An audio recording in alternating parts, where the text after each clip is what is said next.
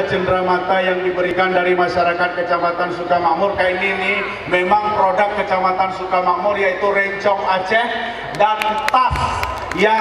tas sulam Aceh karya Desa Bait Kecamatan Sukamakmur. Mudah-mudahan dengan rencong ini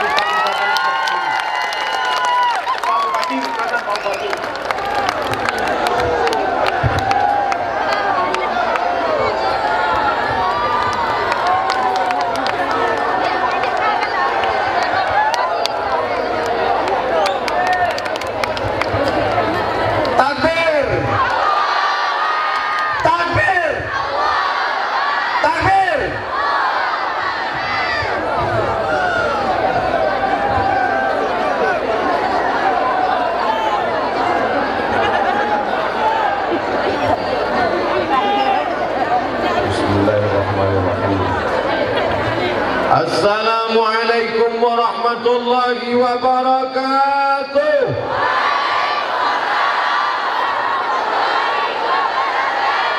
Bersyukur kepada Allah dengan ucapan Alhamdulillahi Rabbil Alamin.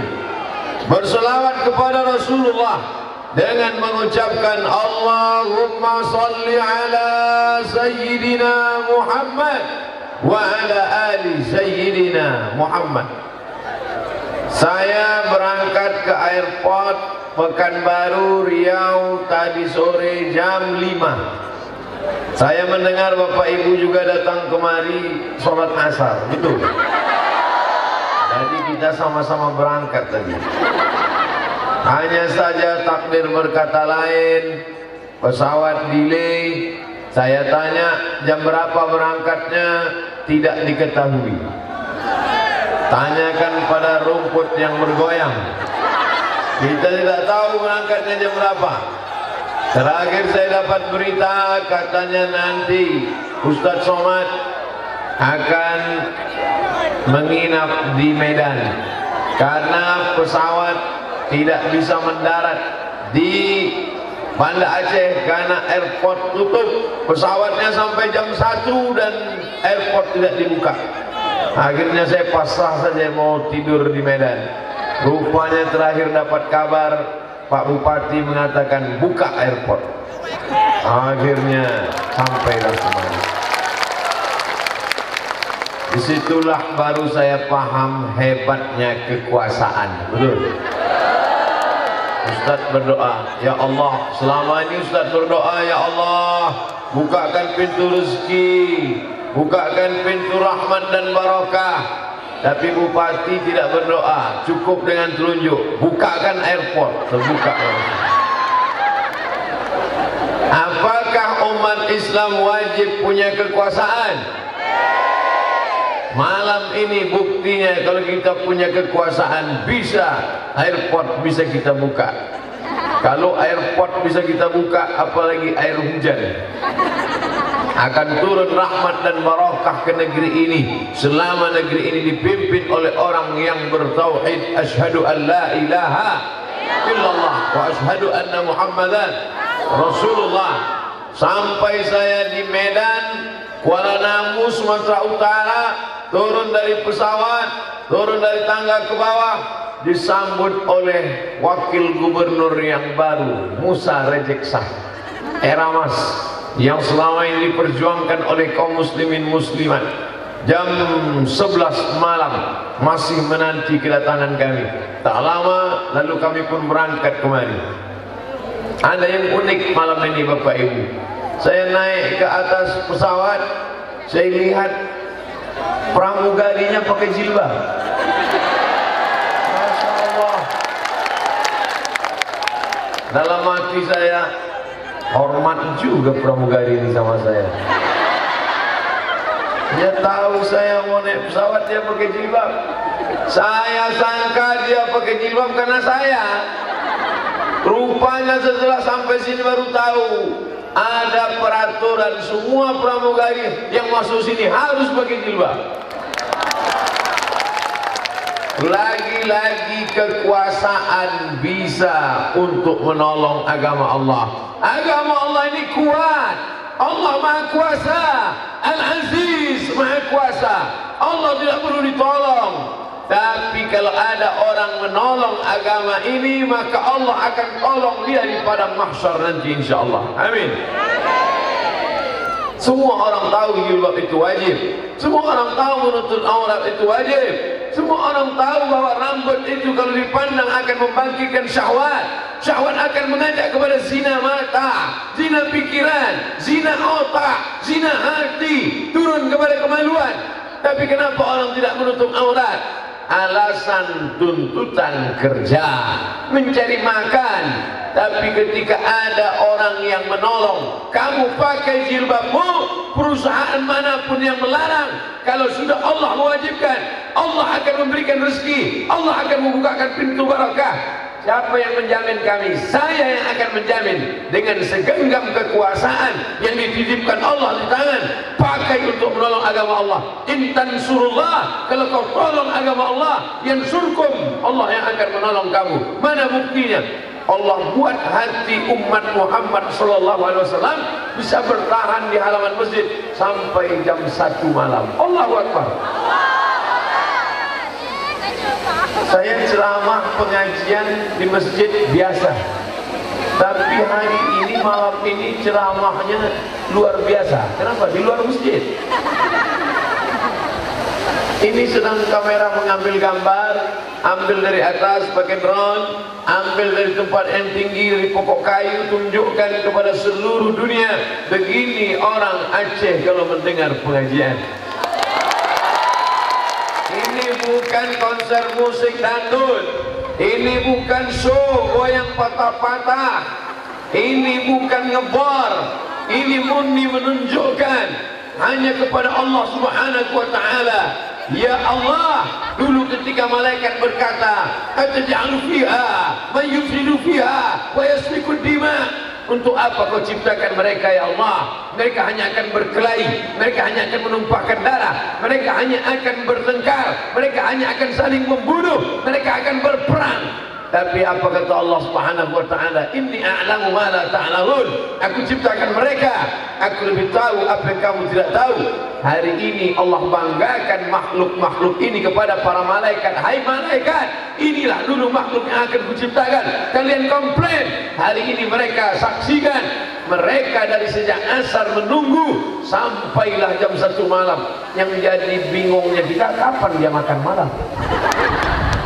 Tapi insya Allah segala tetes peluh keringat akan menjadi kemudahan di padang mahsyar nanti. Segala kesulitan perjalanan bapak ibu yang datang dari jauh datang kemari, man yassara an mu'sidin, siapa yang melepaskan kesulitan orang, siapa yang hari ini bersulit-sulit karena dakwah, siapa yang hari ini bersusah payah karena Allah, maka Allah akan mudahkan segala kesulitannya di padang mahsyar nanti insya Allah. Siapa yang menunggu hari ini, menantikan ayat-ayat Allah, menantikan hadis-hadis Rasulullah, menantikan pesan-pesan dari Rasulullah SAW yang dibawa oleh lidah-lidah, maka pada saat dia menunggu di padang mahsyar, penantiannya yang panjang, dia pun tidak akan merasakan penantian itu karena Allah berjanji, innaka la tukhliful mi'ad. Allah tidak akan ingkar janji. Sekecil apa jerih payah kita hari ini akan dibalas Allah. Faman ya'mal mithqala dzarratin khairan yarah, Allah akan balas. Sesungguhnya apa yang saya lihat dengan mata kepala saya malam ini, saya lihat nyata malam ini, Allah mau menunjukkan apalah susahnya bagi Allah untuk menggerakkan pesawat. Innama amruhu idza arada syai'an ayyakula lahu kun. Apalah susahnya pesawat itu untuk datang kemari. Datang saya ke airport jam 5, langsung pesawat berangkat jam 6, sampai kemari jam 7, selesai salat isya tabligh akbar. Mudah, tak ada yang sulit bagi Allah. Lalu kenapa dia buat sampai begini? Allah hanya ingin menunjukkan, hai Abdul Samad, aku ingin tunjukkan pada engkau, begini hamba-hambaku di Aceh mendengarkan pengajian. Kalau yang datang kemari ini profesor, doktor, hafal Quran, alim, ahli fikih, ahli hadis, maklum. Ini yang datang MCMA. Ini yang datang ustaz biasa saja. begini penghormatan, begini kemuliaan. Apa yang membuat mereka memuliakan engkau Abdul Somad? Bukan badanmu, bukan tejalmu, bukan darahmu. Yang membuat mereka memuliakan hanya satu, karena yang keluar dari mulutmu adalah ayat-ayat Al-Quran dan apa yang dibawa oleh Muhammad sallallahu alaihi wasallam. Oleh sebab itu maka man ahsana ilaikum, siapa yang sudah berbuat baik pada kamu, fakafi'uhu, balas. Bapak Bupati, Wakil Bupati, Bapak Sekda, Bapak Staf Ahli, Bapak Asisten, Kepala Dinas, Kepala Badan, Kepala Kantor yang ada kepala maupun tidak, Bapak Kapolres, Bapak Dandim, Bapak Kapolsek, hadirin hadirat yang sudah bertungkus lumus kata orang Melayu, yang sudah mengerahkan segenap tenaganya, usahanya. Saya tak dapat sebutkan satu persatu berapa banyak orang yang disebut di dunia, disebut di bumi. Kami masyhurin fil ardi, masyhur di bumi, walam yakun ma'rufan fis sama, tapi malaikat tidak mengenalnya. Populer dia di dunia, hebat dia, viral dia, tapi malaikat tidak mengenalnya. Berapa banyak orang-orang yang tidak dikenal di bumi, tapi tiap hari malaikat melihat catatan amalnya. Habis sholat subuh malaikat bercerita tentang dia, habis sholat asar petang malaikat pun bercerita tentang dia. Mudah-mudahan kita walaupun tidak dimasyhurkan Allah di bumi, tapi malaikat mengenal kita insyaallah. Amin. Dengan apa malaikat mengenal kita? Cuma dua, illal ladzina amanu, dengan iman, wa amilus shalihat, dan dengan amal-amal saleh. Kami bersyahadat di negeri Melayu, bersyahadat kami, kenapa? Karena nenek moyang kami masuk Islam. Asyhadu an la ilaha illallah wa asyhadu anna Muhammadar Rasulullah. Imam Bukhari masih tahu dia datuknya yang keberapa yang bersyahadat. Muhammad bin Ismail bin Ibrahim bin Mughirah bin Bardisbah. Muhammad, kamu dapat hadis dari mana? Dari Sahih Bukhari. Dalam kurung HR Bukhari, hadis riwayat Bukhari. Siapa namanya? Muhammad. Nama ayahnya Ibrahim Ismail. Nama ayahnya Ibrahim bin Mughirah bin Bardisbah. Kakeknya yang kelima masuk Islam. Abdul Somad. Nama ayahnya Bakhtiar. Nama datuknya Yahya. Nama mbahnya Ahmad Syah. Habis itu tak ingat lagi. Saya tidak tahu datuk saya yang keberapa yang bersyahadat, tapi saya tahu telusuri dari mana mereka bersyahadat, karena datang ulama-ulama dari Aceh mengislamkan negeri-negeri Melayu. Karena Islam datang awal pertama kali disebut negeri ini dengan Serambi Makkah, langsung datang dari Makkah Al-Mukarramah, langsung datang dari Hadramaut Yaman, langsung datang dari Gujarat India. Bersyahadat kerajaan Aceh turun ke bawah Langkat, turun ke bawah Delhi Sumatera Utara, turun ke bawah Serdang, sudah jadi kabupaten Serdang Bedagai, turun ke bawah. Itulah dia kerajaan, sekarang sudah jadi kabupaten, yaitu Tanjung Balai, kota Tanjung Balai Asahan, turun ke bawah kerajaan Siak Sri Indrapura. Akhirnya negeri Semenanjung Melayu bersyahadat menuhankan, sebelumnya menyembah pokok kayu, menyembah hantu, menyembah begu. Kalau tinggi namanya begu ganjang. Akhirnya semuanya bersyahadat mengatakan la ilaha illallah Muhammadur Rasulullah sallallahu alaihi wasallam. Man sanna fil Islami sunnatan hasanatan, siapa yang membawa Islam pertama kali, mengajarkan mengibadah kepada Allah, mengajarkan salat berjamaah ke masjid, mengajarkan bahwa bersilaturahim itu baik, mengajarkan tidak makan riba, mengajarkan tidak makan babi, mengajarkan tidak makan haram. Sampailah hari ini 2018, dari mulai awal Islam datang. Terakhir seminar mengatakan kapan Islam ini datang? Abad kedua Hijrah. Dari mana mereka tahu? Berdasarkan adanya batu nisan yang ditemukan di pantai Barus, adanya tertulis batu nisan bertuliskan Fatimah, tulis Arab, nama orang Arab, bersyahadat asyhadu an la ilaha illallah wa asyhadu anna Muhammad Rasulullah. 200 tahun setelah Nabi Muhammad SAW meninggal, sampai Islam ke Sumatera.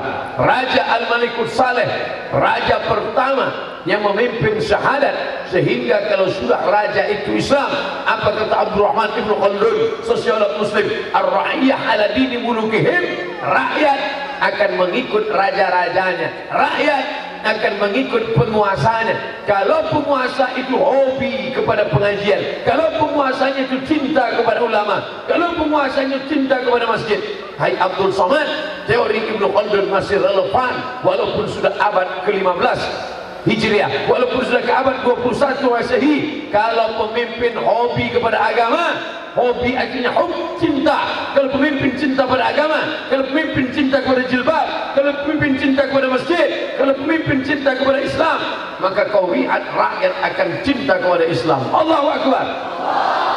Oleh sebab itu Bapak Ibu yang dimuliakan Allah, kita ingin anak-anak kita 20 tahun akan datang tetap cinta kepada masjid, cinta kepada Islam, cinta kepada jilbab, menutup aurat. Tidak ada cara lain selain kita jalankan syariat ini. Umat ini dari bawah diingatkan dengan nasihat, umat ini dari bawah dengan ceramah, khutbah, lokakarya, seminar, pengajian, wirid yasin dari bawah. Tapi dari atas umat ini harus diikat dengan ikatan yang kuat. Betul? Hanya diceramahi saja tidak mempan. Ibu-ibu pakai jilbab ya? Ya. Ibu-ibu pakai jilbab ya? Ya. Sore lepas jilbab. Waktu sholat semua pakai jilbab. Habis itu masuk mukena ke dalam tas, keluar pendek, rok naik ke atas, yang atas turun ke bawah, yang bawah naik ke atas. Ketika ditanya jilbabnya mana, ini dalam tas. Kenapa?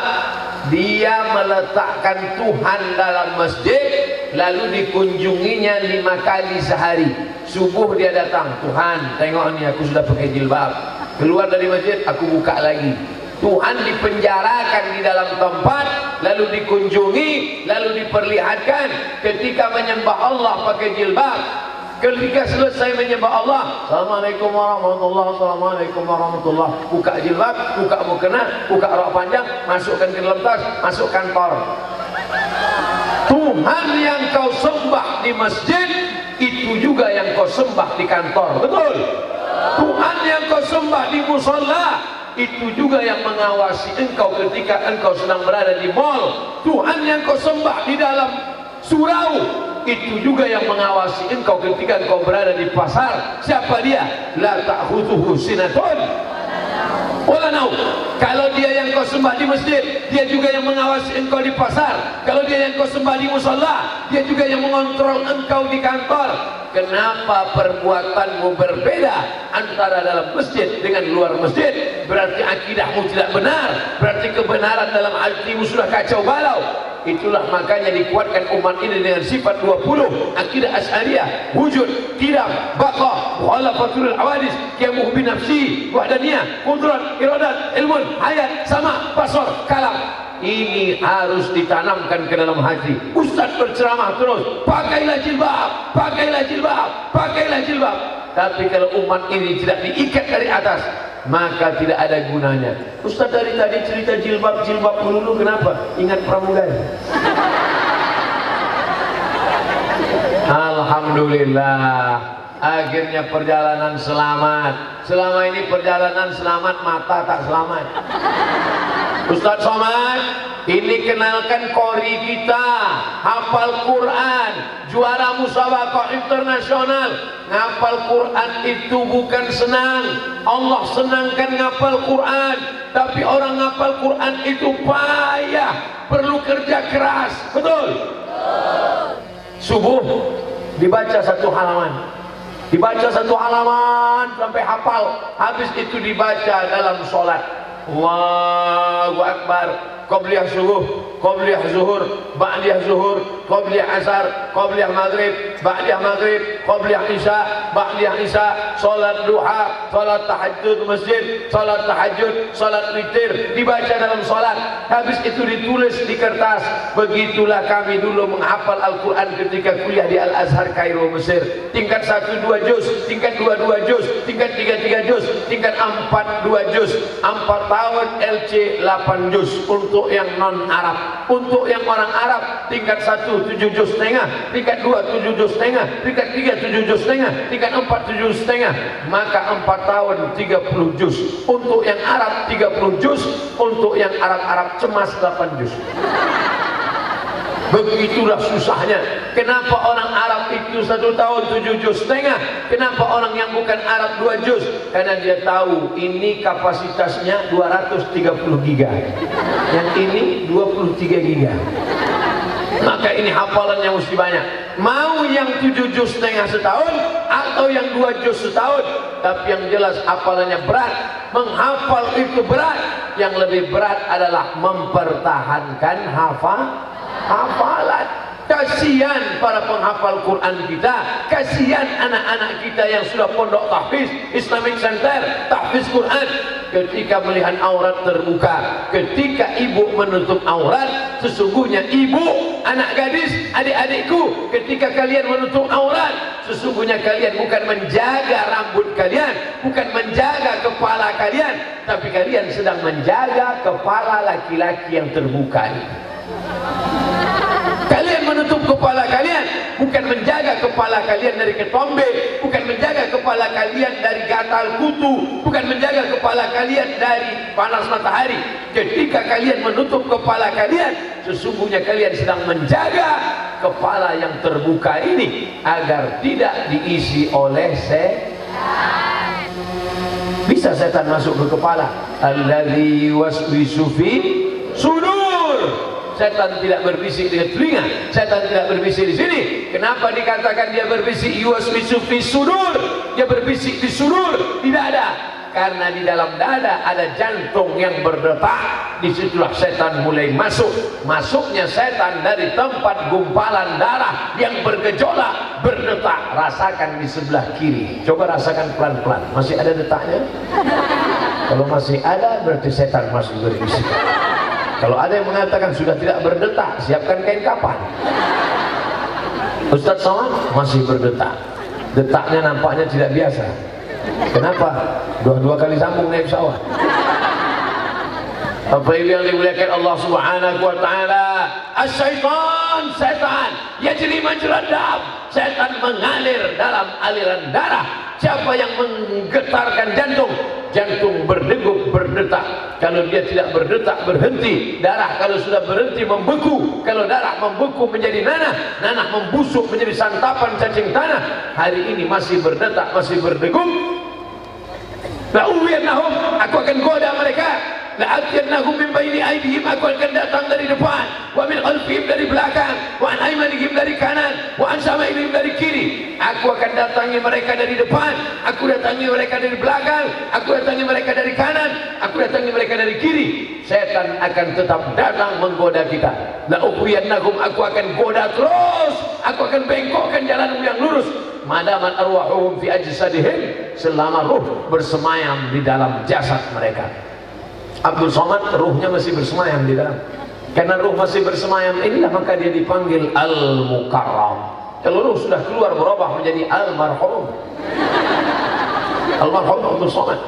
Ketika protokol mengatakan berikut ini mari kita dengarkan tausiah yang akan disampaikan oleh Al-Mukarram, maka semuanya datang. Coba kalau berubah, mari kita dengarkan tausiah yang akan disampaikan oleh Al-Marhum. Semuanya akan pulang. Andai pun tidak pulang, mereka mulai kawan kami. Allahul Qayyum la ta'budu. Bapak Ibu yang dimuliakan Allah Subhanahu wa taala, ingat, setan menggoda engkau ketika roh masih bersemayam dalam jasad. Setan menggoda engkau ketika darah masih mengalir. Lalu kenapa yang berdosa itu otak? Padahal setan berbisik di jantung. Kenapa yang dikatakan berdosa itu otak? Bapak Ibu semua hafal ayatnya. Nasiyatin kadzibatin khati'ah. Nasiyatin, ubun-ubun. Kadzibatin, pembohong. Khati'atin, pelaku dosa. Kenapa dikatakan ubun-ubun? Ini membingungkan nih Pak Ustaz. Katanya setan berbisik ke jantung. Iya, habis itu yang berdosa otak.